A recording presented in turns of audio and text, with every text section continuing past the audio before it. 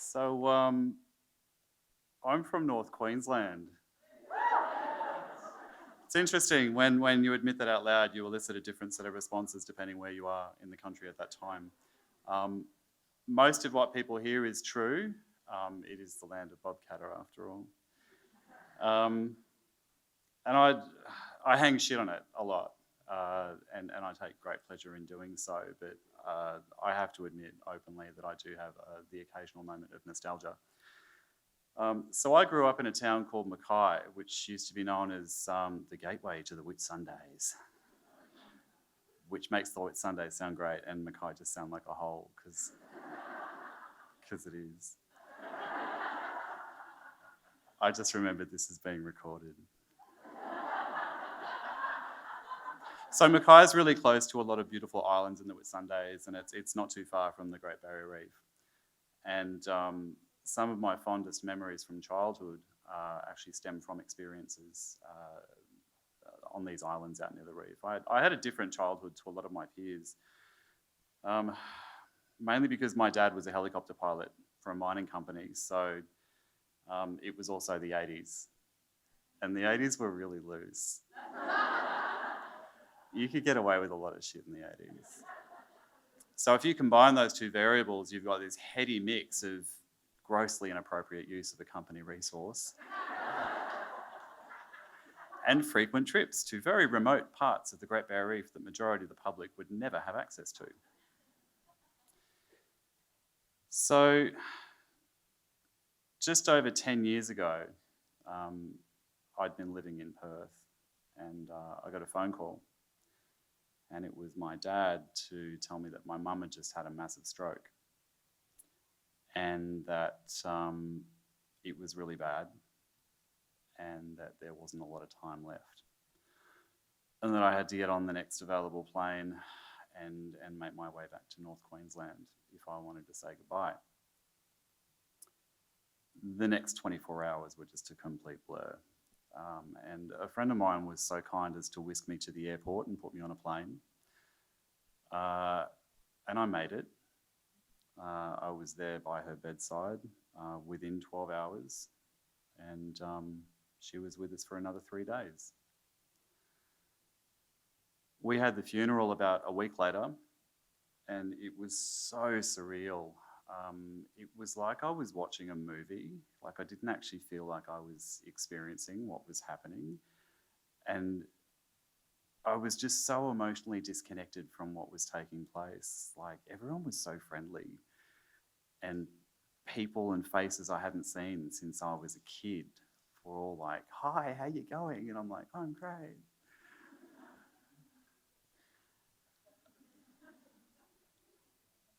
And only a couple of days later, I was back in Perth, and I was back on my own. And so began the next 12 months of hell for me.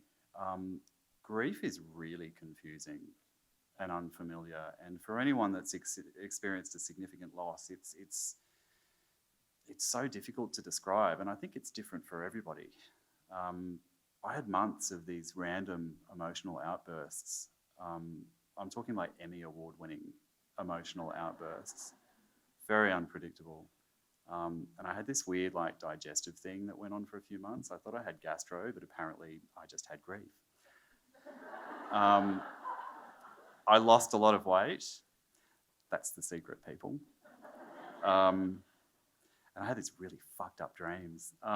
But, you know, like anyone who goes through a significant loss and everything that entails, I got through it. It was another 12 months before I made a journey back to Mackay. which I was not looking forward to doing. And to coincide with my visit, my dad had organised for us to head out to the reef and to scatter my mother's ashes over this particular coral atoll that we had all these fond memories from childhood. It was probably our favourite place. Now, this was going to be a challenge because he was now retired and didn't have access to a helicopter. And it was also not the 80s. So the location that we would have been planning to go out to, a landing of any kind is now strictly forbidden. Note that I said landing. So he'd organised for another aviation friend of his who had a small plane to take us out, and we would scatter my mother's ashes and we would return to Mackay and be home for dinner. And I thought, great, awesome plan.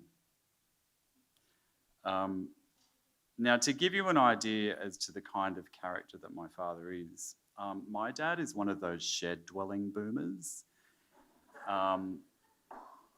You know what I'm talking about. To really rail home this cliche, he's currently building a gyrocopter in the backyard. So it came as no surprise to me whatsoever when the day before we were meant to fly out, he unveiled the contraption that we would use to deploy my mother's remains over this coral atoll. I can't believe I'm telling this story. The device he had constructed was a repurposed piece of PVC tubing, about a foot long, capped on one end, and then he'd done something to the other end where he'd made it like into a narrowing cone, and that had a cap on its end as well. And you could still see the little dribbles of blue PVC cement where he joined it together. So anyway, the plan was we would decant my mother's remains into this contraption, which would then be duct taped to the reinforcing strut on the left wing of this little aircraft. And that's how we were going to do it. So he then went on to explain the mechanism of how this would happen and went on to explain what the Venturi effect was. Like, I didn't do physics in high school, so all I heard was white noise while I just glared at this repurposed, upcycled piece of drain pipe that my mother was about to be decanted into.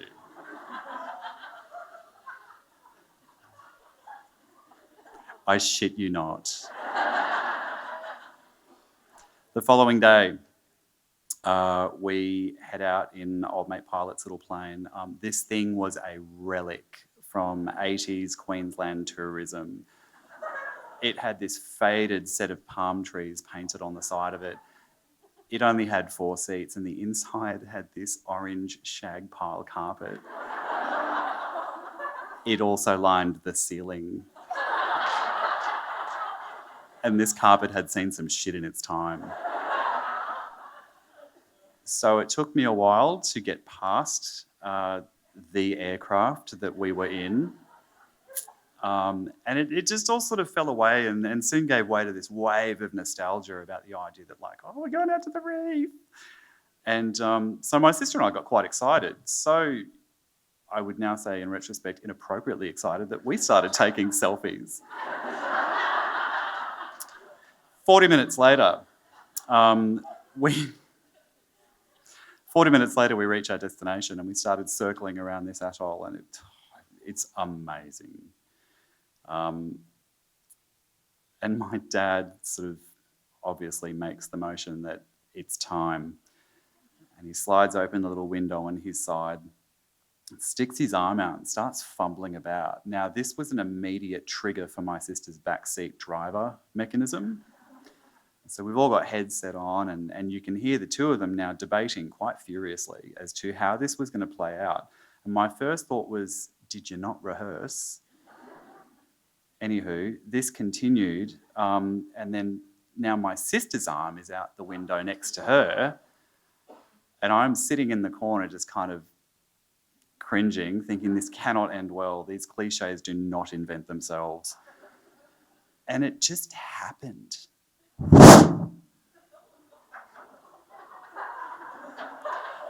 It was like a localized solar eclipse had occurred inside the aircraft cabin.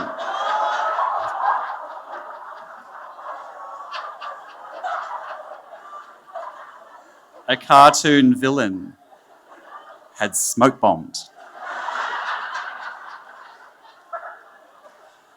I could not see anything, and I had this little convenient window to my right, and I just instinctively reached up, cracked it, and everything just got pulled straight out. It must have been the Venturi effect.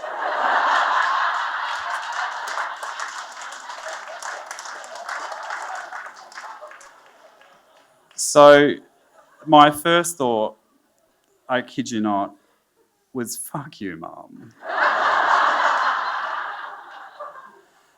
And then I looked down and around me, and I'm not kidding, it was everywhere. It was as though someone had taken a 10-kilo bag of kitty litter and just chucked it in the window of the plane. And as I surveyed the lunar landscape around me, I started laughing, and I turned to my left thinking, I'm going to share this moment with my sister, who will surely find it equally as amusing, because she looked like a chimney sweep from Mary Poppins.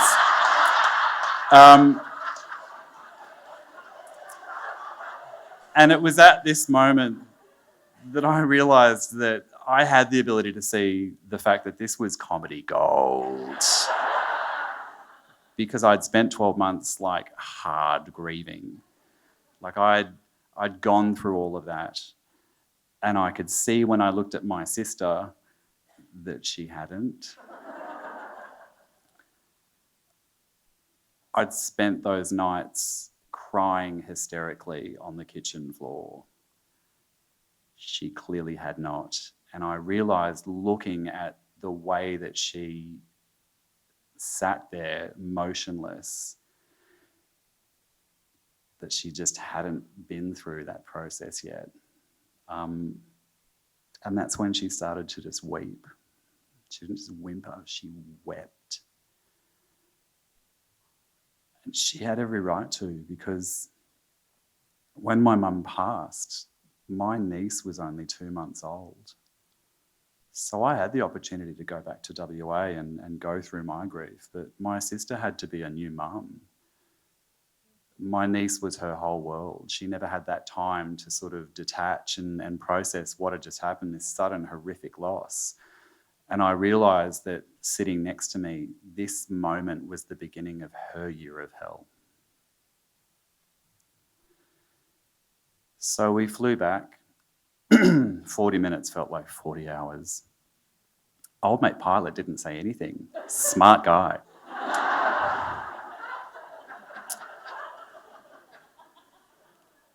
And we landed, and as we taxied toward the hangar, my dad finally piped up, sheepishly, and he said, I'll go home and get the vacuum cleaner, and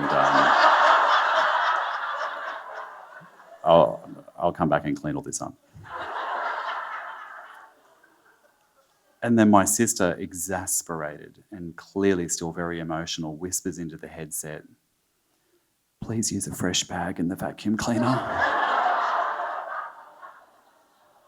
Thanks.